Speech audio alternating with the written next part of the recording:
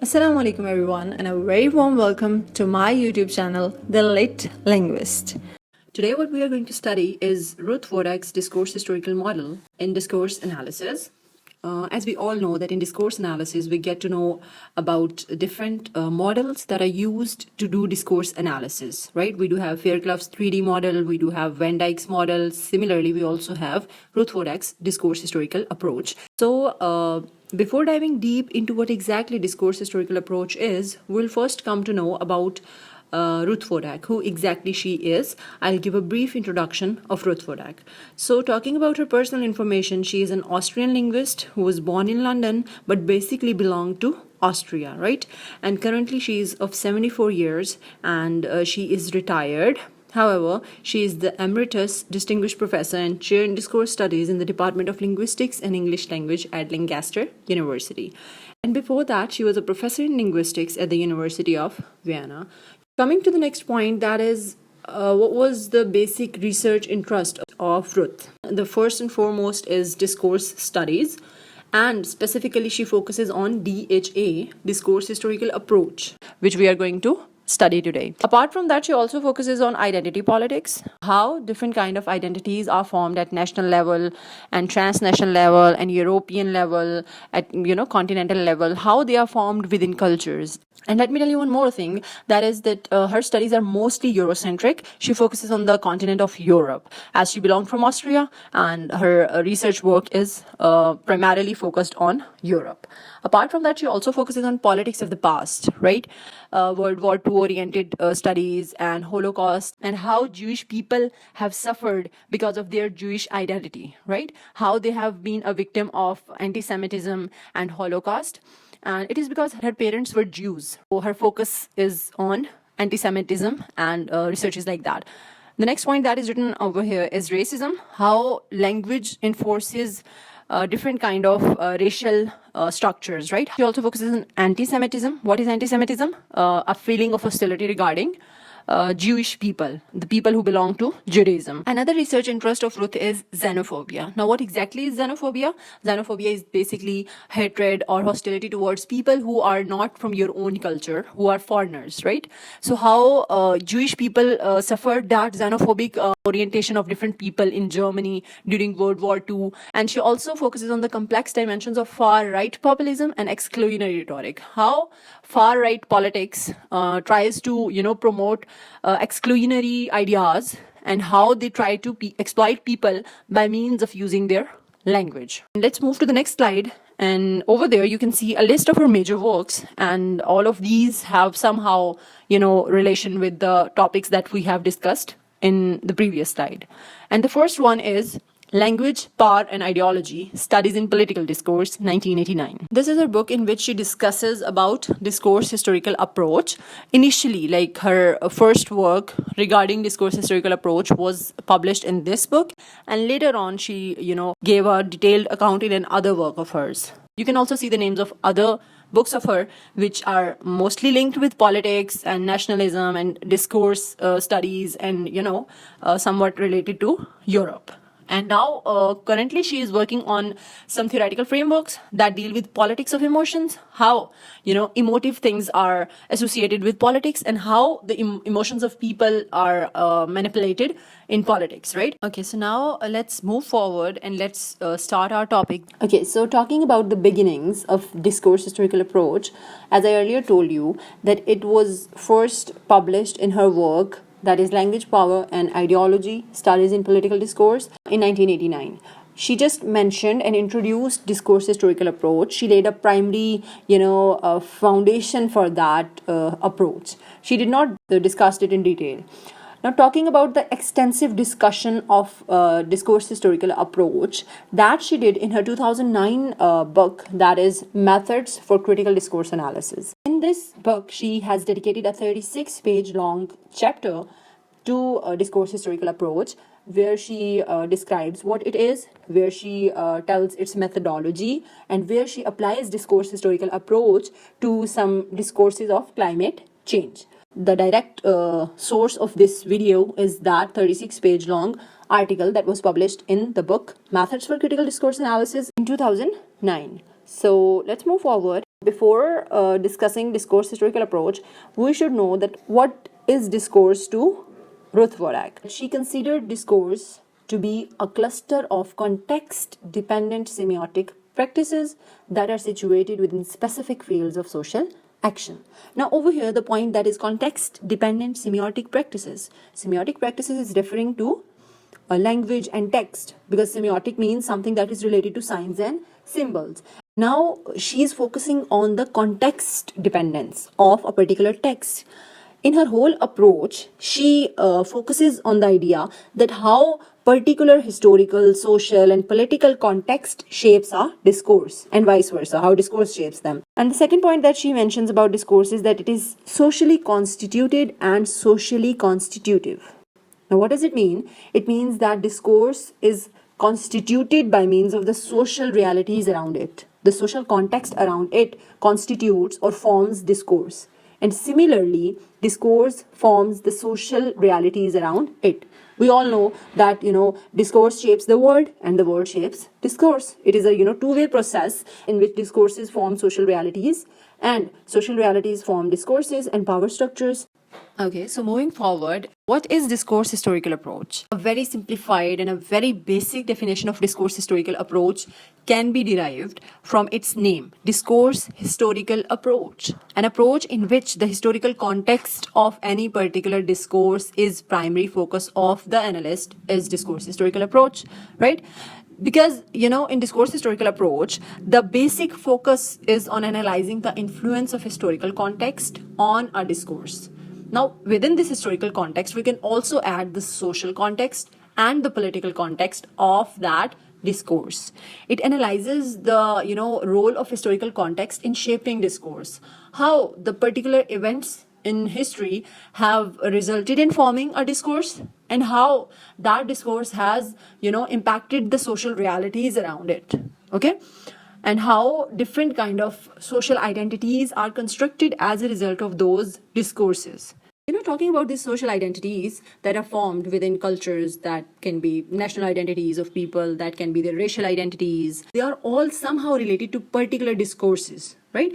How in some discourses people have been, bashed because of their belonging to particular race, right? How Africans have been mistreated just because of their race. Social reality is constructed by means of discourses that propagate the idea that black men are somehow inferior or uncivilized to white men. Similarly, the ideas of nationalism. Okay, let me exemplify it for you. In that way, you will be able to understand it. Taking the idea of Pakistani nationalism.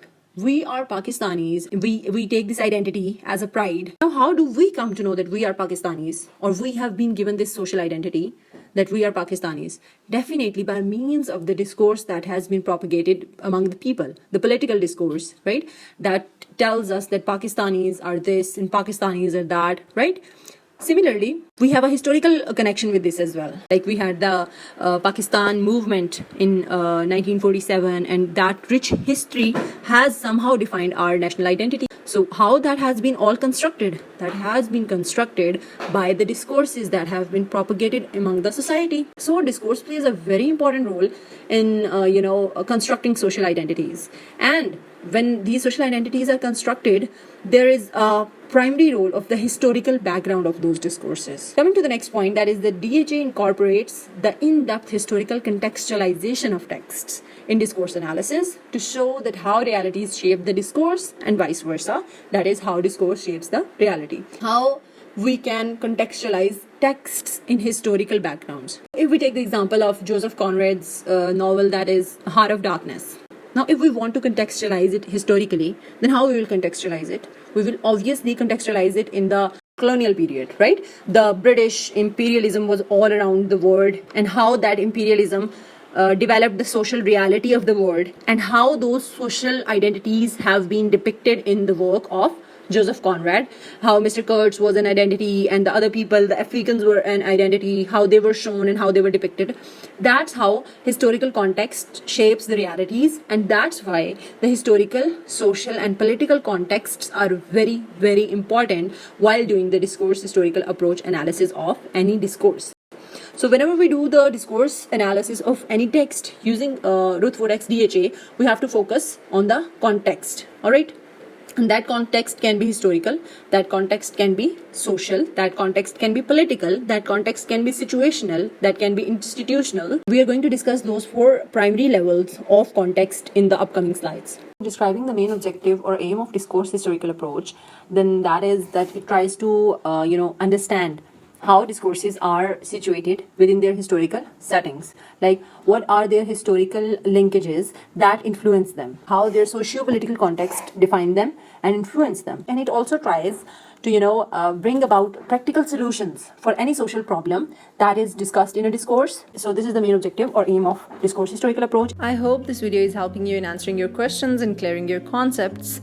Kindly like and share the video, and do subscribe the channel for more educational content. And in case you have any further questions or suggestions, feel free to drop them below in the comment section. Let's get back to the video. So the next slide is about the principles that characterize the discourse historical approach. And they are basically 10 in number. Ruth Wodak describes 10 principles that form or that are the basic characteristics of discourse historical approach. The first one is that this approach is interdisciplinary. Interdisciplinarity is the very characteristic feature of DHA. Now, how it is interdisciplinary in nature? It is interdisciplinary in nature that it involves different kind of theoretical frameworks, different kind of research methodologies, and different kind of practical applications from various fields of knowledge, right? It involves linguistics primarily. It also involves discourse. It also involves history. It also involves social studies, social sciences like sociology. It also involves political sciences. So it is basically an interdisciplinary approach. That's why it is also very complex. The next point is that this approach is problem oriented. What does it mean? It means that it focuses on particular social problems that are described in discourses, and it tries to interpret them, it tries to describe them, it tries to analyze their causes, and it tries to figure out the influence of different historical events, different political events, different social norms and social events that cause social problems and issues. So in this way, it's a problem oriented approach. Moving forward, the third principle of this approach is that its research is necessarily revolving around theory and empirical data. So the next principle that characterizes the DHA is that numerous genres, intertextual and interdiscursive relationships are studied. Now, in this approach, we study how different kind of texts are related, intertextual relations and interdiscursive relationships, how different kind of discourses are interrelated, and how both of these things, like how different texts and their relationships influence each other, and how different kind of discourses influence each other. This is studied in the DHA. The next point is very important, that is the historical context is taken into account in interpreting texts and discourses. Now that is the basic idea of DHA. The historical context of any text is discussed. It means that if we do have a text, right, we will focus on its historical context and how that historical context helps us to interpret that particular text's meaning. The historical orientation basically allows the researcher to reconstruct and to recontextualize that text. Now, what does recontextualization means? Recontextualization is a process in which we take one particular text out of its context and put it into some other context. If we do have a text in one particular context, we just detach it from that context and put it in some other context, right? Just to analyze that how that context is influencing that particular text. For example, A Tale of Two Cities was written within the context of French Revolution. Now, if we will recontextualize this text, we will take A Tale of Two Cities out of the context of French Revolution and put it into the context of some other revolution. We can put it into the context of Russian Revolution. Now, in this way, we will be able to understand how that particular historical event has influenced the text and how that text is related to that historical event. So recontextualization plays an important role, and it functions as an important process in linking texts and discourses intertextually and discursively over time. One more important thing in DHA is that the categories and tools are not fixed once and for all. What does it mean? It means that DHA is a very dynamic approach. We change our processes, we change our methods, we change our research methodologies according to the text, right? Like every analysis in DHA has its different kind of investigation strategy. So the power relations within discourses are examined. Now, what does it mean? It means that how different kind of power structures are shown in discourses, that is examined. For example, in Joseph Conrad's Heart of Darkness, we see that there is a power relationship shown between the colonized and the colonizers. So these are different kind of power relationships that are described through DHA in different discourses. The next point is that the strategic use of language is analyzed. This is very important as it is one of the primary steps that are taken during DHA. Now, what does it mean? It means that how the writer has used language in a particular discourse to achieve a particular goal. So let me exemplify it for you. If we take a political speech of any politician, then we will come to know that they use specific language expressions to address their specific audience to persuade them to vote for them, right? They often use religious ideas and they, try to exploit people emotionally by using something related to their religion. So the strategic use of language is very important, and DHA explores that how different linguistic strategies are used to achieve particular goals. The point is that it includes a critique of societal structures. Now, how does DHA includes a critique of societal structures? It means that, it criticizes the social realities that, reinforce and maintain the existing power relations. In what ways discourses are used to strengthen the pre-existing power relations and social identities in society. The 10th point is the application of results is an important target. Now, in DHA, whenever the analysis is done, whatever the results are, they should be, communicated in public, and results should be applied for the next upcoming further studies as well. In DHA, the research methodology that is adopted is based on the principle of triangulation. Now, what does triangulation means? Triangulation in a research means that we use multiple data sets, multiple methods, theories, and investigation strategies to address that particular research question. What does it mean? It means that the triangulatory approach in discourse historical approach refers to the method of integrating multiple perspectives and sources of data to analyze discourse. Now, as we have earlier discussed, that interdisciplinarity is, one of the very core principles in DHA. We do this analysis by using different research strategies from different fields of studies. For example, we can take the theoretical framework from political science, all right? We can take the qualitative research method, and at the same time, we can take the data set from linguistics. Some linguistic framework is also applied on that particular text. In DHA, the triangulation involves combining linguistic, historical, and political contexts to provide a comprehensive analysis of discourse. What is the advantage of using principle of triangulation? So the advantage is that when we do have the combination of different data sets, methodologies, and theories in analyzing a particular text, then in this way, the analysis is very robust and it considers different dimensions of that particular discourse. Like, when we are applying a lot of theories on that and frameworks on that, then we are able to discover different dimensions and explore new interpretations from that text. Whenever we do discourse analysis using discourse historical approach, the practical steps that should be taken are basically three. The first one is that we have to identify the specific contents or topics of a specific discourse. Obviously, when we have to do discourse analysis, we need discourse. And the first step towards discourse analysis in DHA is that you have to identify topic of your discourse, that which discourse you are going to analyze using DHA. The next stage is discursive strategies are investigated. Now, what are discursive strategies? Discursive strategies are the ways in which language is used in a text or discourse, and we will discuss these discursive strategies in detail in upcoming slides. So the third step is that linguistic means and the specific context dependent linguistic realizations are examined. We will discuss those three dimensions of DHA in detail now. So the first step is we have to identify, or we have to specify a topic on which we will do discourse analysis. The second step is that we have to investigate discursive strategies. Now, what exactly discursive strategies are? Discursive strategies are the ways in which language is used to achieve particular goals. In Discourse Historical Approach, Ruth Wodak describes 5 questions. Those 5 questions translate in the form of 5 different linguistic strategies. So, over here we have 3 columns. The first thing is 5 basic discursive strategies that are used. their explanation and their examples. Now, what are those 5 basic strategies? The first one is nomination strategy. The second one is predication strategy. The third one is perspectivation strategy or framing strategy. The fourth one is intensification or mitigation strategy. And the fifth one is augmentation strategies. How these 5 discursive strategies are used in a particular discourse, we identify that. First strategy is referential or nomination strategy. Now, as the name is indicating, it shows that how something or some person or a group of things is referred in the narrative or in the text. For example, we can call some people freedom fighters, right? And those same people are called as terrorists by some other people.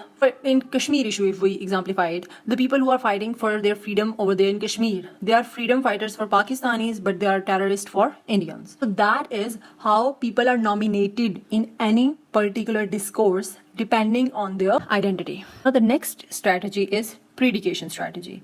Predication strategy tells about the qualities or attributes that are given to the people or group. For example, we do have politicians and we name them as corrupt or honest. When we are using language and naming someone as a corrupt politician, we are using a discursive strategy to tell people about that person, right? So predication strategies basically tell about the quality that is assigned to someone. The next one is perspectivation or framing strategy. Now, what does this mean? It means that how one particular event or issue is presented from a particular perspective or angle. In this case, if we take a very contemporary example, then we can take the war between Hamas and Israel.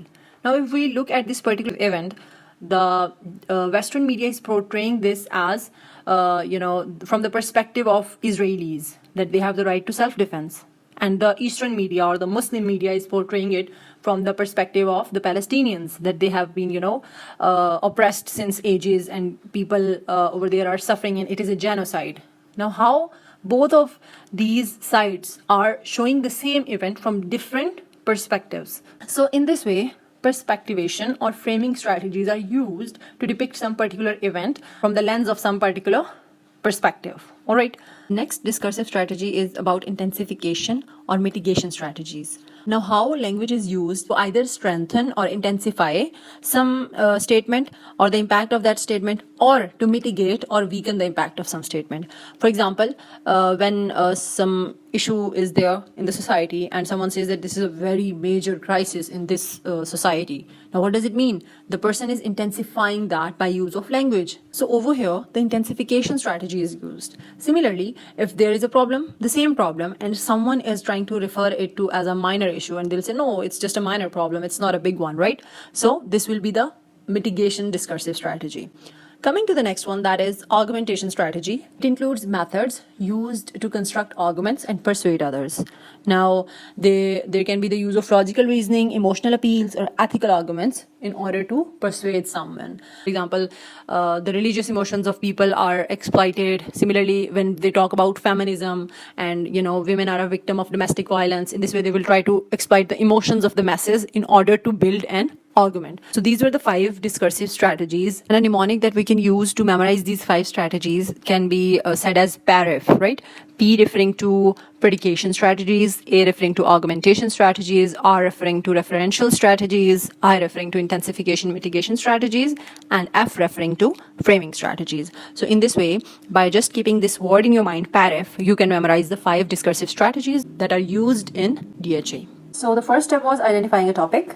All right. The second one is investigating the discursive strategies. And the third one is we have to conduct a contextual analysis of the historical and socio-political contexts. And we have to explore the socio-political implication of discourse by examining linguistic means and specific context-dependent linguistic realization. Now, what does it mean? It means that we will put that discourse that is under study in the context. That context can be its historical context, its socio-political context, and we will explore that how particular linguistic means are used to create a specific effect in that discourse and to propagate a particular idea in that discourse. This third step in the DHA has the contextual analysis, and this contextual analysis is based on the 4 levels of context.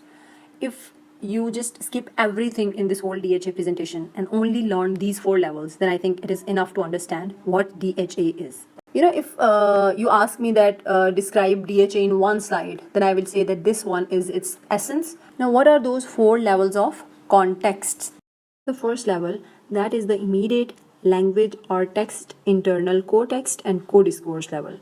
Now at this level, we focus on the immediate words or sentences around a particular piece of language, how words make sense in a sentence and how sentence makes sense in a paragraph. At this level of context, we only focus on the text itself and how particular words make sense in a particular verbal context. What is context? Context is the verbal context around the word. So at this level of context, we only focus on the text, the words, the sentences. Coming to the next one, that is the intertextual and interdiscursive relationship between utterances, text, genres, and discourses. What does it mean? It means that we relate our text that is under study with other texts on the same topic. For example, we are doing the discourse analysis of a text by using DHA, and the text is about feminism, right? A book, The Feminine Mystique. Now, this book is basically written on the topic of feminism. Now, at the second level of context, we will relate this particular text with the other works on feminism. Feminism is the main topic, right? And we will relate our text with the other books, other speeches, other texts that are written on this particular topic of feminism. So that's how the second level of context deals with the text. The third level of context deals with the extra linguistic social variables and institutional frames of a specific context of situation. It means that this level considers the social factors and the institutional contexts that influence the discourse. How social norms and cultural expectations and rules of some particular institution shape our discourse. Now coming to the fourth level, that is a very broader one, that deals with the social, political, historical context in which the discursive practices are embedded in and related to. Now what does it mean? It means that it includes the larger historical, social, and political environment in which the discourse takes place. It's about understanding how events, power structures, and historical developments influence the way language is used. These four levels of context are highly interrelated and interlinked. So we just do not take them separately. Rather, we focus on their interaction and how these four levels influence each other and how these four levels of context influence the discourse itself. Okay, so talking about the strengths and limitations of DHA. First of all, I'll mention two strengths. The first strength is that it is a very comprehensive analysis, as you have seen earlier, that DHA provides a very thorough analysis by integrating the historical context, right? So the analysis is very comprehensive in its nature. And the second strength of DHA is that it is very flexible. How it is flexible? Because we can apply it to, unlimited number of discourses, because it is very flexible in the methodology. We have triangulation approach, right? So these are the strengths of DHA. There are some others, but I have only discussed two over here. Coming to the next point, that is its limitations. DHA can be complex at times. Why? Because, first of all, it is interdisciplinary in nature, right? There are a lot of things coming from a lot of channels, and it can be complex and time consuming to, do the detailed analysis of each and every aspect of that. And the second thing is that it is very subjective in its nature. The subjectivity is one of its limitations, because whenever we interpret something from the context, that is highly subjective, and for that, very careful handling and a very careful reflection and justification is required. So these are the two limitations of DHA. Thank you so much for bearing me with patience and watching this video till the end.